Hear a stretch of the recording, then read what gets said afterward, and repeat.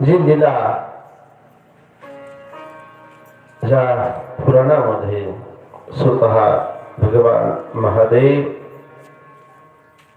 माता पार्वतीला ज्या लीला सांगतात ना, ते पुराण म्हणजे श्री शिव महापुराण. आज आपण या श्री शिव महापुराणाच्या कथेला आज विराजमान झालेलो. कारण जन्मांतरेण भवेत पुण्यम तदा शिवपुराण लभेत. अनेक जन्माचं पुण्य उदयाला येतं, त्यावेळेस अशा कथा, असा सत्संग आपल्याला लाभत असतो. आणि आपल्यावर तर कुलभूषण श्री नगद नारायण महाराज यांची कृपा आहे.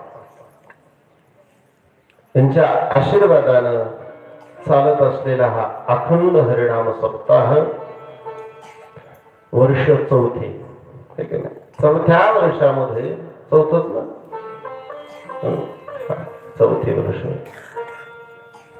आणि या चौथ्या वर्षामध्ये आपण शिव महापुराण कथा श्रवण करण्याकरता विराजमान झालो. पूजनीय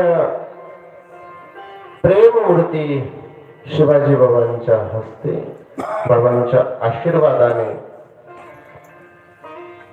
परमपूज्य परमादरणीय पूजनीय शांतीसागर संभाजी बाबा यांच्या कुशल मार्गदर्शनाने चालत असलेला हा सुंदर गोड अखंड हरिनाम सप्ताह आणि संपूर्ण गावकऱ्याच्या सहकार्याने चालत असलेला हा अखंड हरिनाम सप्ताह, आणि त्यामध्ये प्रथम दिवसाची ही शिव पुराण रूपी कथा आज या ठिकाणी सुरुवात होऊ लागली. आणि या कथेकरता विराजमान असलेले परमपूज्य परमादरणीय हरिभक्तीपरायण गायन सम्राट नारायणगडाचं वैभव असणारे नारायणगडावरती आणि ज्यांच्या मार्गदर्शनाने, ज्यांच्या संगतीने असा नारायणगडामध्ये आम्हाला सेवा करण्याचं लाभतंय असे असणारे परमपूज्य आमचे असणारे तपिक नाना या ठिकाणी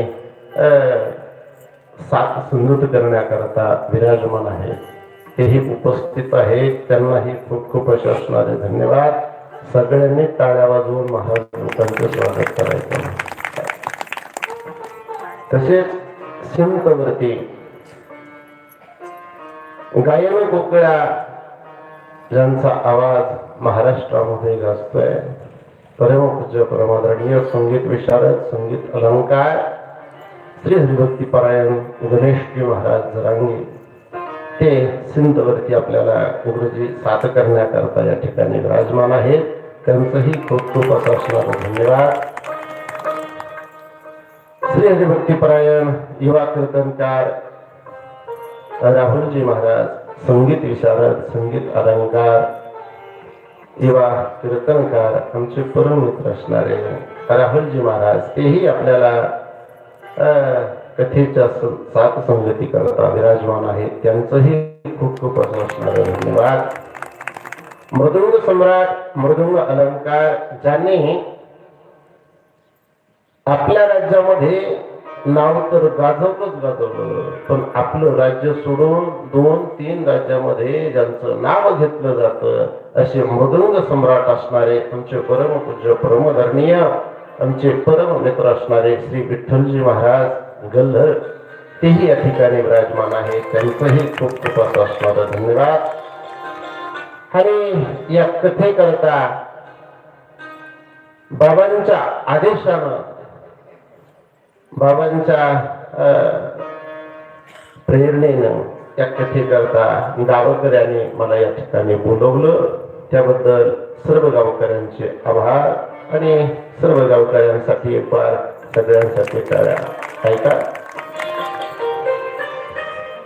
जे पुराण आपण श्रवण करू लागलो ना, ते पुराण आघात आहे.